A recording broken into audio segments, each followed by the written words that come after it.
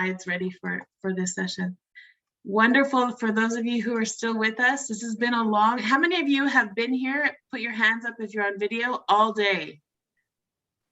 Wow, Nellie, I saw you win a prize too, so you should have won a prize after being here all day. Some of you have been coming in and out.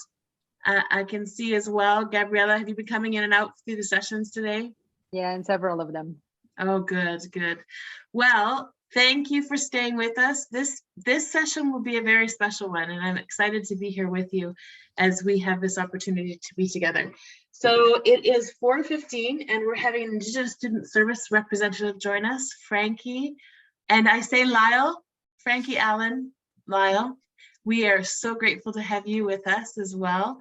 And I'm going to just share my screen so that we can go through just a few little reminders. I know that most of you have been here all day, but again, please converse with us in the chat. We'd love to have questions that you might have for Frankie in this session addressed there. And keep yourself muted for the time being now that we go forward. And reactions. If you're feeling something, use the emoticons. It brings us some joy. So please feel free to use those components as well so that we can connect with you that way. And with that, let me introduce to you Frankie Allen. Frankie works in our Indigenous Student Services department, and she works with students here at Royal Roads on campus, but also online right now, right, Frankie? Mm-hmm. Yes. Yeah. So I'm going to turn this time over to you, and you can give us our formal welcome. Okay, thank you, Megan.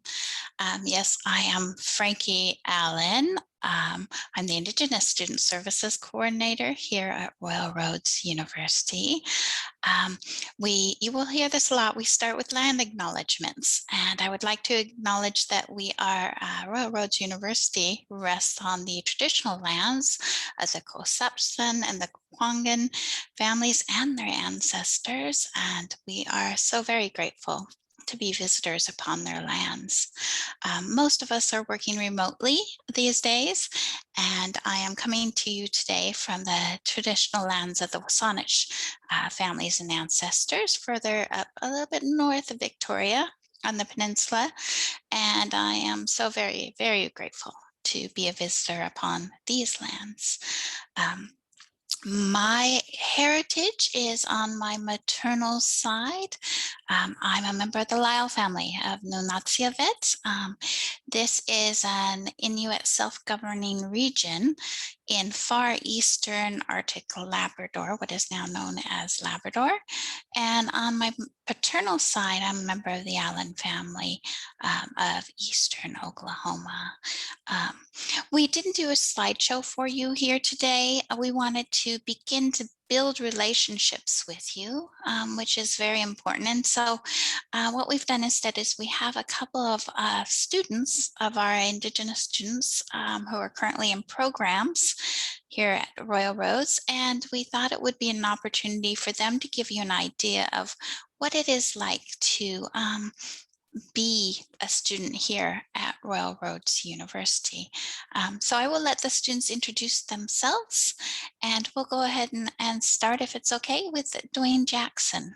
So Dwayne, welcome. Thank you for being here today. Oh yeah, thank you, Frankie. Amasa, good day. Logadyats, Dawai. My name is Logadyats. My given name is Dwayne Jackson. I am Giskaas, which is fireweed of the Gittimax Nation of Old Hazelton, currently residing on the traditional unceded and occupied territories of the 9 allied tribes of the Tsimshian Nation. So I'm up in Prince Rupert on the northwest coast. Currently enrolled in the Masters of Arts in Leadership. So I'm in my second year. I'm actually just starting my thesis. So just yeah, so that's me so far. Yeah, thank you. Wonderful. Thank you, Dwayne. And we also have Cole Mitchell here today as well, who is another of our students. Welcome, Cole. Thank you for being here. No problem. Hi, guys. How's it going? My name's Cole Mitchell. I'm actually out in Alberta. I'm a member of the Bachelor of Commerce Entrepreneurial Management program. And just like you guys, I was not a student 2 months ago. I'm a new student in RRU, so I'll give you kind of an idea where you could be in a couple months. So I'm happy to chat.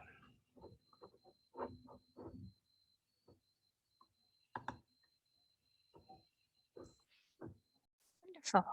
And I also just noticed that we have Nikki here today. She is another one of our students. So Nikki, if you are in the room at the moment, if you don't mind introducing yourself as well. Okay, just 1 second here. I'll start my video. There we go. Hi, Nikki. Hi. Hi, I'm Nikki. I'm very honored to be here with you today. I'm a member of the Songhees First Nation in Victoria. I'm also a 60 Scoop survivor. So when I decided to go to university or back to school, I decided to go to Royal Roads, which is situated on our traditional lands. And I thought it was a great opportunity for me to learn more about my culture. I'm also currently living in northern Saskatchewan. So I am situated on the traditional Métis lands of Saskatchewan territory, which is in Alacross. So we're 600 kilometers north of Saskatoon.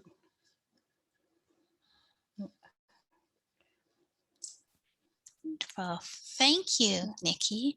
Yes, here at Royal Roads University, we have over 250 Indigenous students across Canada. And when I say Indigenous students here in what is now known as Canada, they encompass three very distinct groups of peoples. One is First Nations, the other one is Métis, and the last one is Inuit. And so all of our students will come from a range of those diverse backgrounds.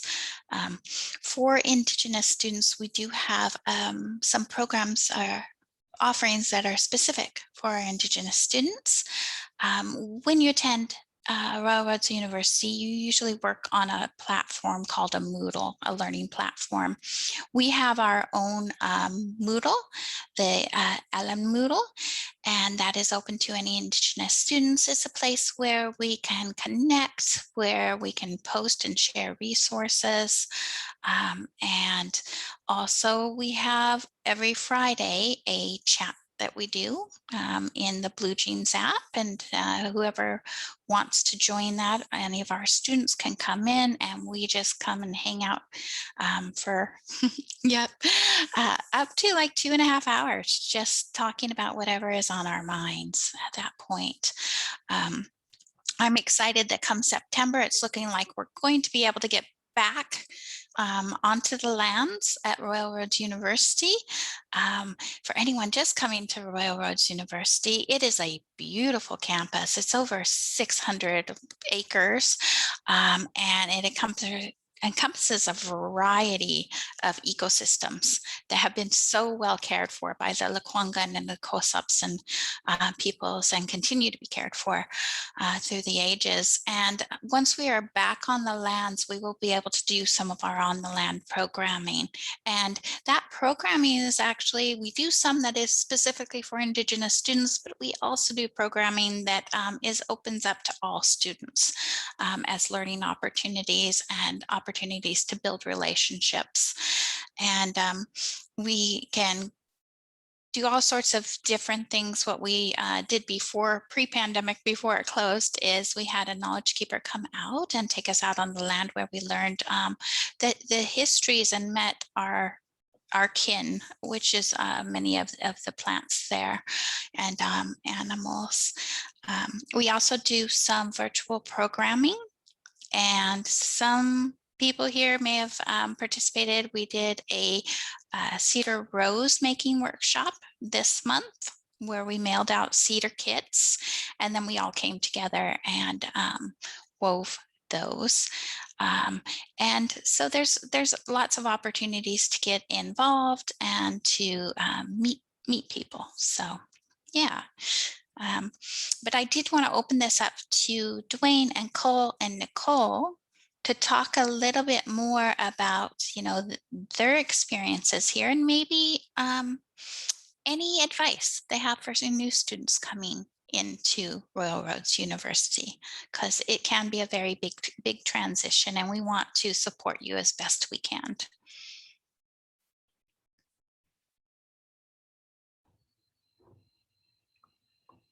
I'll go ahead. Thank you, Cole. No problem. So like I said, I'm the new guy. I just started my program 2 months ago. I did a lot of this leading up to it. I tried to understand what it'd be like to be an online student.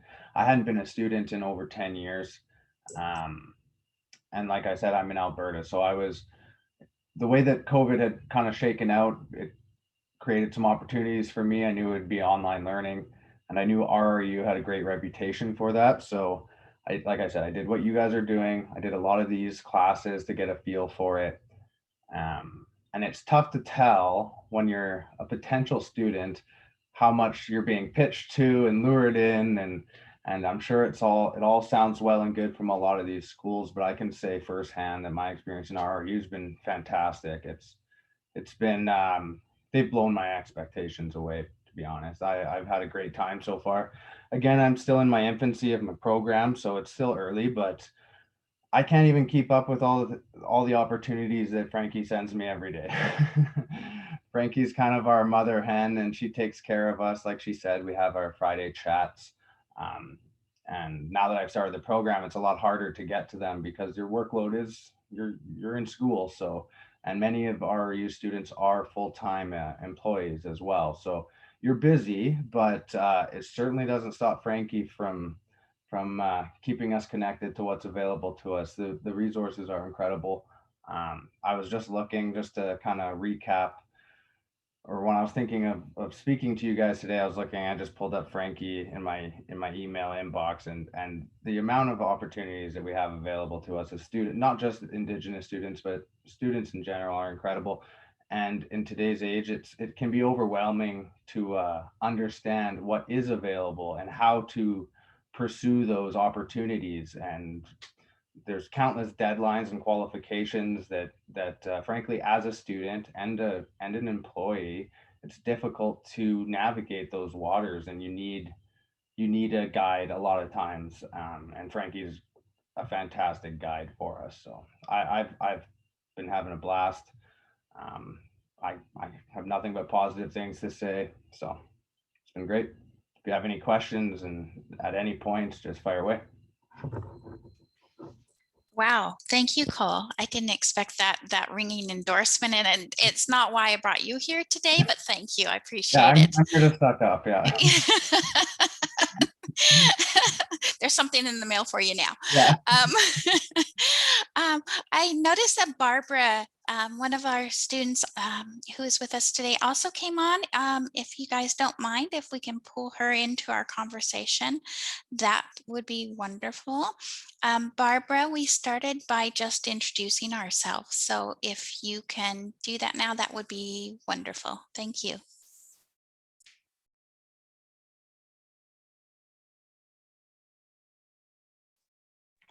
Hi, good evening. My name is Barbara Williams.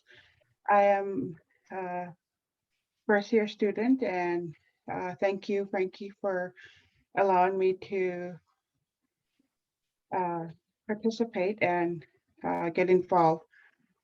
And welcome all of you to the RRU virtual site. Thank you, Barbara. Yeah. Did anyone else feel like sharing your experience at Royal Roads with our panel here?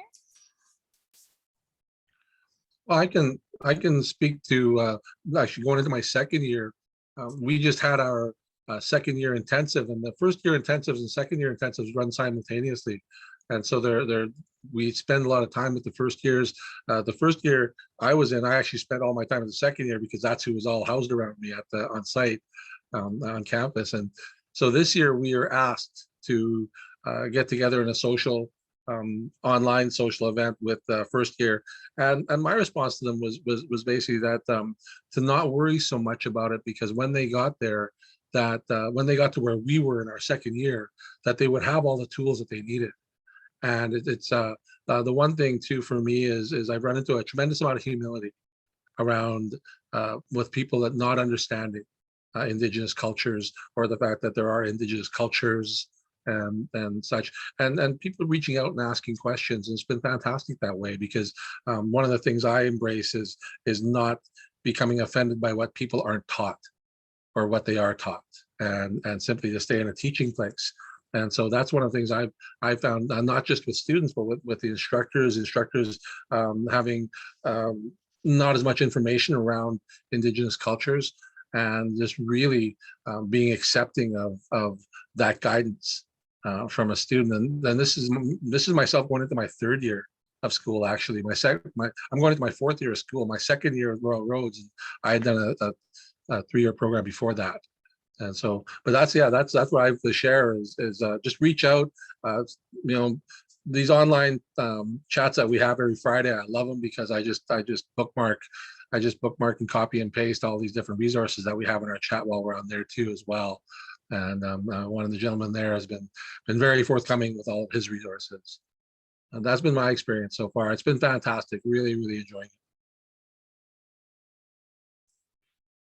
Yeah, thank you, Dwayne. And that is one thing I would encourage anyone coming into the university setting is don't be afraid to talk to people, and don't be afraid to admit that you're still learning, that we're all still learning, and be open to that. And I am in the Department of Student Services, and so it is my job to help guide people to the resources that they might need at any given moment. And for those of you who are non-Indigenous as well, Student Services is here for you. You can even contact me and I will help you get in, even if you're not an Indigenous student, get in contact with the people who can support you. So yeah, you have a good support system. Yeah, and Nicole, Barbara, did you want to speak to any of your experience here at Royal Roads, or maybe the things you'd like to share about what you wish you knew coming into a program? Sure.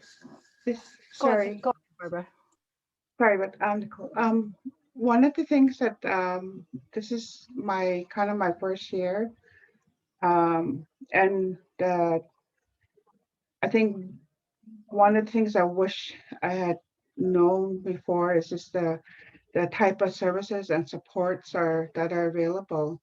Because I'm one of those people that always has a hard time asking for help. So I'm starting to get comfortable around that, and especially things that I don't understand, and just ask for the help, and getting to know other people is really important too. 'Cause, I'm one of those people that are really shy, even though I may not look like it, but I am. I definitely, it's been a learning experience for me, because I haven't been in school for a long time. I was raising my children, so I have 6 kids.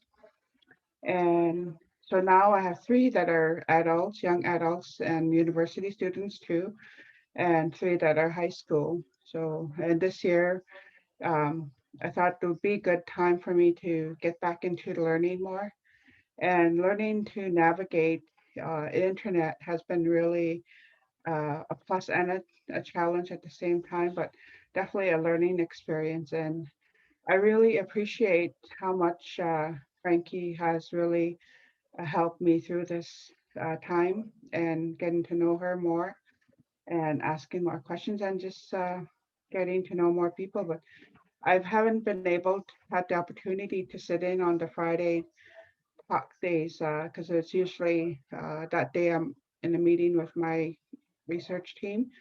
So, but thank you for allowing me to talk. Thank you, Barbara. Nikki, did you have anything to add? And then I think we have to open up the floor a little bit for questions.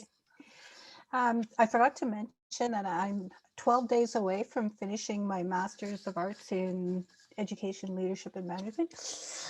Yeah, it's extremely exciting. I remember when I started off, and I was totally lost.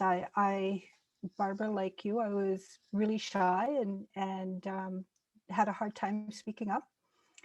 And I wanted to find my voice over the next 2 years.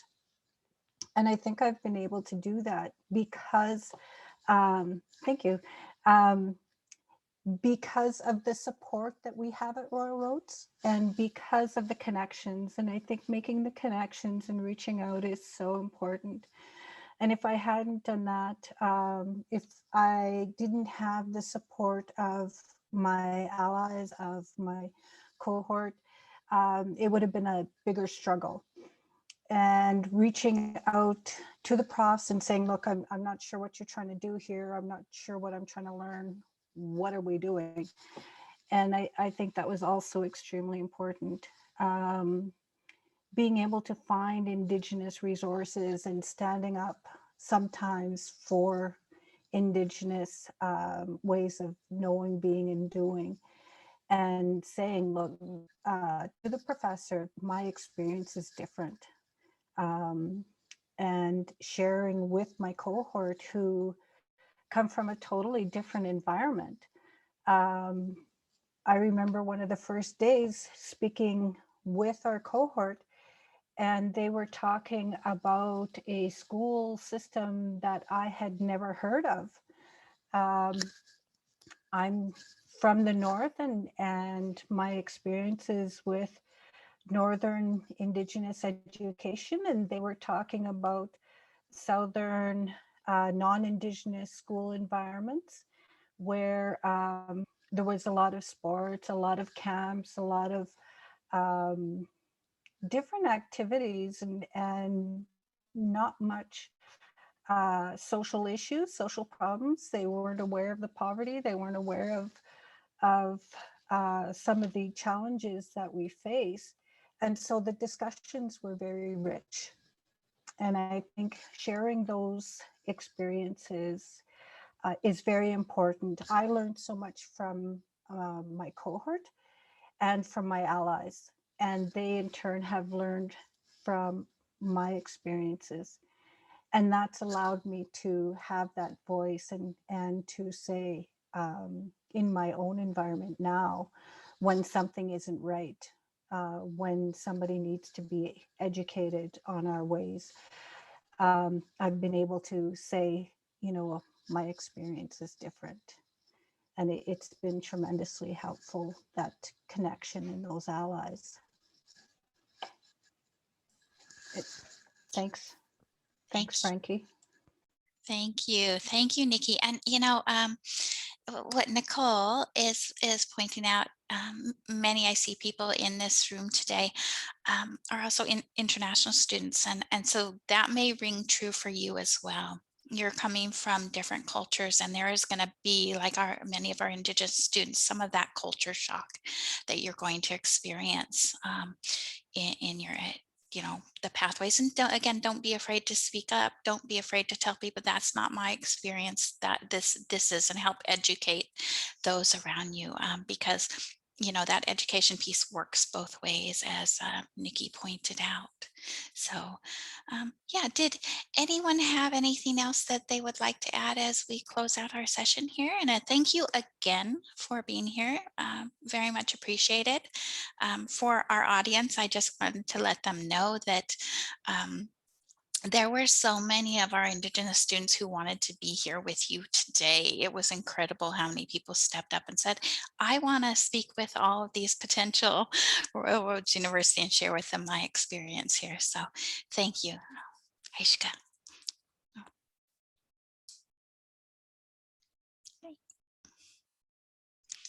Thank you. Oh, sorry, I thought you were calling me back, but thank you to each of you for your incredible contributions today. And not only that, but for your willingness to just step up and share your experiences. I think this is an opportunity we have within this whole open house to get to know a little more about what happens across this campus.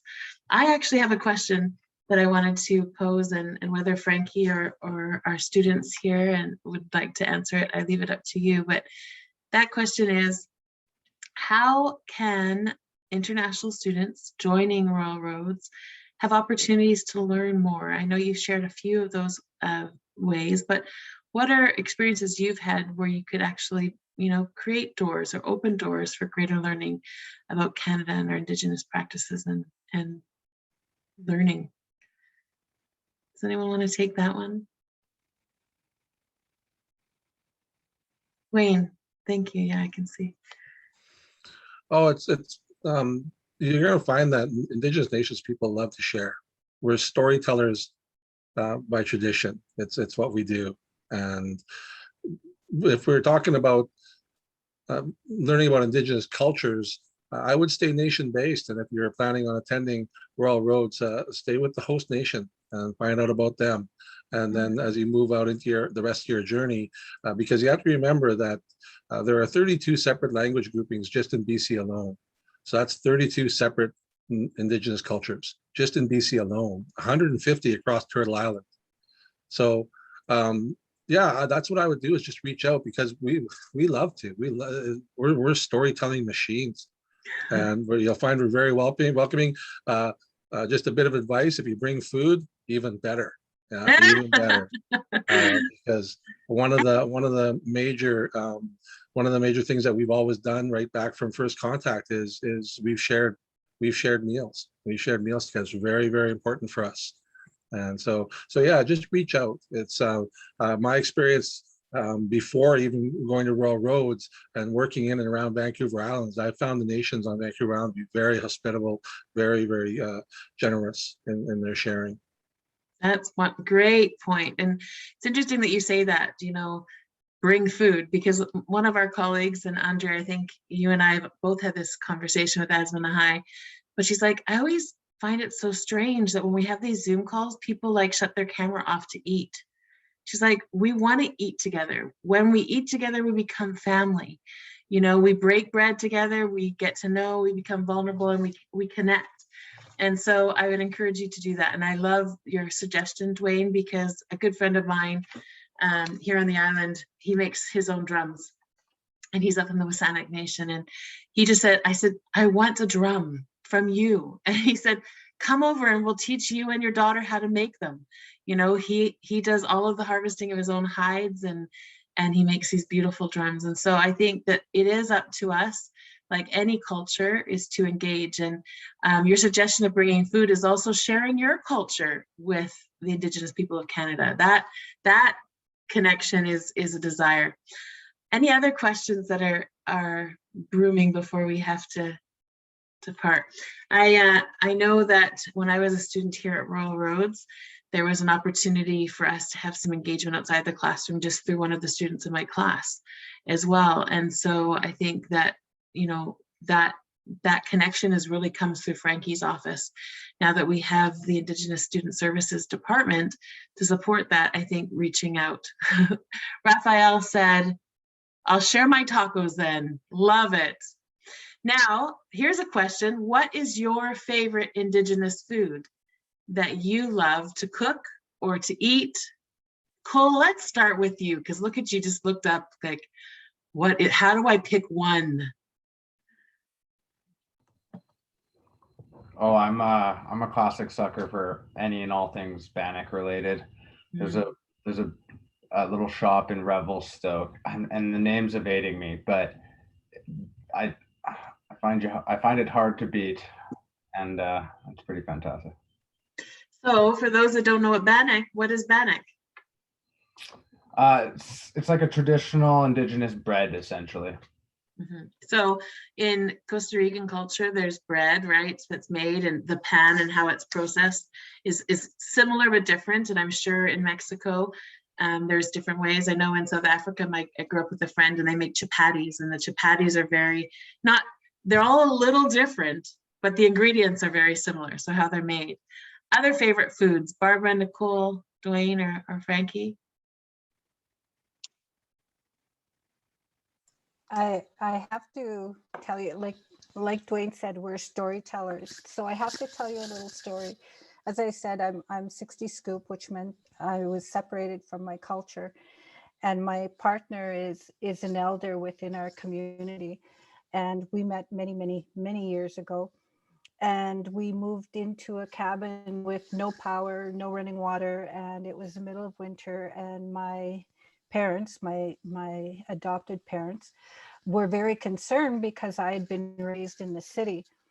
And so my partner said, okay, well, let's invite them over for supper and they'll see you're doing fine. And we'll make bannock. So we're making bannock by coal oil lamp. And can't see very well. It's dark. It's the middle of winter. And we ran out of flour. So we're looking all over the cabin and I found a bag. It said all purpose, no problem. We'll finish off this bannock. And when we sat down to eat, my father took a bite and it was rock hard. It was solid. And so we're trying to figure out what we did wrong. And, you know, we're not making a great impression here. And then we looked at the bag of all purpose. It was all purpose cement.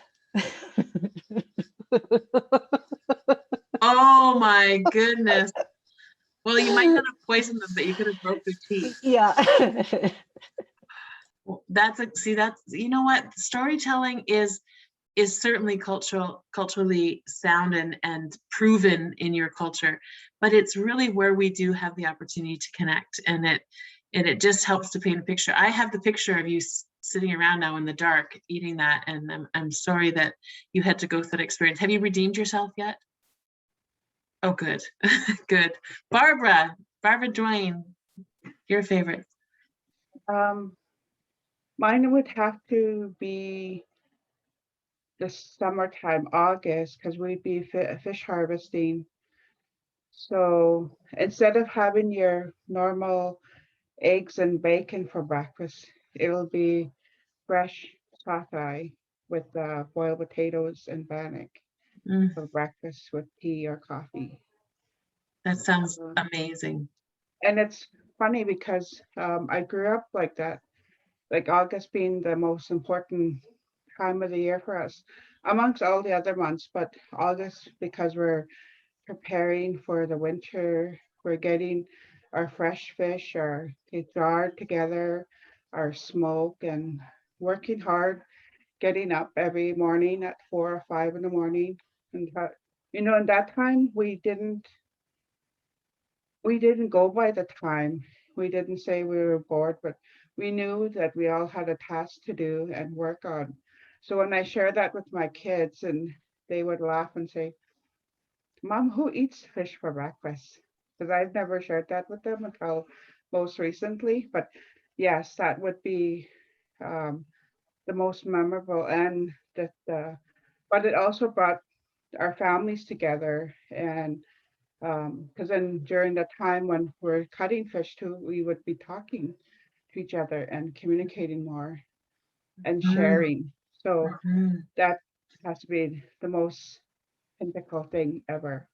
Oh, I love that. And Andrea said, with family and friends, right? In our family, that same time of the month or summer is peach canning time in the Okanagan. So we gather around, my dad puts the tent outside and we get our fruit and we sit there, and we all hated it as kids, but we all ate the peaches, right? And I'm sure everybody enjoys the salmon, but that community building that comes around working together is unreplaceable. It's priceless. So thank you for that, Barbara. Dwayne.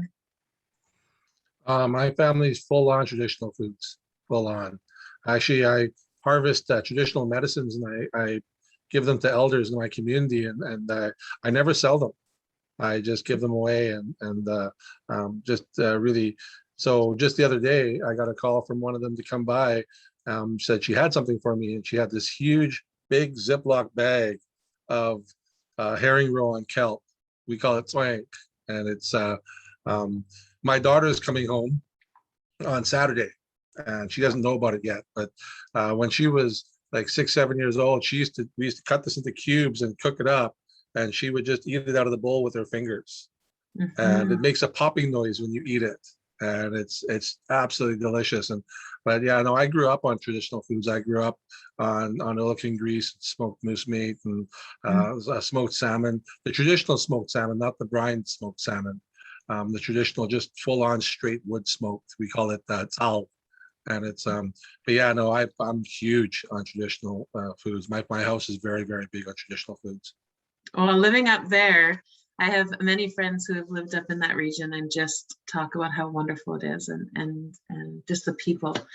Arjun, I think your comment just tells us that your mouth is watering right now, because the question is, are any of these foods available in the campus cafeteria? And I'll tell you that they're not always, but there are certain times when these things do come available. And certainly through the work that our international and student services groups do, because we have a community gathering every year for international cultural engagement where food is shared culturally. So you can not only taste the Indigenous foods of Canada, but you can share your foods from your country and your favorites. So perhaps we're all getting hungry because it's just about dinner time here in Canada. Maybe that's why we took this spin for some food. But Frankie, before we wrap up, and any other questions, please send them our way. But Frankie, what's your favorite? Oh, part of my heritage, as I mentioned on my paternal side, is Eastern Oklahoma. So I've got some slightly southern roots, and about a year ago, one of our family members posted about chocolate gravy, and we all went, ah! It's something that's very particular to the South. What we do is we bake biscuits, and then we make up a chocolate gravy, and you pour that on top of your biscuits. And I can tell you, as a child, to be able to get up on the weekends and know, that you're going to get to have chocolate for breakfast was incredible. And so that is something that I carry from my paternal ancestry side, is biscuits with chocolate gravy. So it's real chocolate. Yeah, I've heard it's of real biscuits with chocolate gravy, but this is chocolate gravy. just drizzled right on Who's top of. drooling right now? I'm looking at Andrea, and she's got the biggest smile, and yeah, Nicole is. And then Gabriella says, I'm already craving to try Bannock, but she's settling for some lemon pie right now. So thank you to each of you for your journey with us today. These conversations are just getting started, and certainly Nicole and Barbara and Dwayne and Cole, you're in a journey with Rural Roads, and we appreciate you being willing to share a little bit of your story with us. And the work that you do, Frankie, with our students cross-culturally really does help us become allies of each other. At Rural Roads, I had the opportunity to sit and work with the ARTF, which is our anti-racism and task force. And our goal is to support really not just reconciliation, but supporting each other within whatever role we play in life, wherever we've come from. And at Rural Roads, that is a priority. And so here today, I know that we've asked many times where people are joining us from. So I'm going to ask one more time where you're joining us from, so that so our panel can see where you're joining us from across this globe. I know that I saw people from Brazil earlier, and from India, from Bangladesh, from Ghana, from Nigeria, all over the world. And within each of those countries lies Indigenous culture likely. So we can learn from each other. And so thank you for beginning the conversation as our students prepare to come to Rural Roads, these prospective students. I mean, I can't imagine going through today and not being like ready to just start, right? Gabriella, I'm seeing your smile there. Are you ready to get started? Absolutely. Yes. How can you go through and be here this whole day? I think is it Nellie that has been here all day and didn't want to leave her computer because she was just salivating with these opportunities. So thank you to each of you for being a part of this. Our next session, let me just get my notes. Our next session starts right at 5 today. And that session, 4:40. Oh dear, are we late for our session? Okay. No, we are good. Start at 5. No, we are good. No worries. Okay. Study abroad with Harry Nakayama. So this is wonderful that we'll be able to go right into this conversation. Thank you again to our panelists for joining, and our students. Best of luck with your studies. Please, as the Alumni Relations Manager, I look forward to connecting with you and being a part of your journey as well. Thank you again for being with us. Bye for now. Bye. And over to you, Andrea.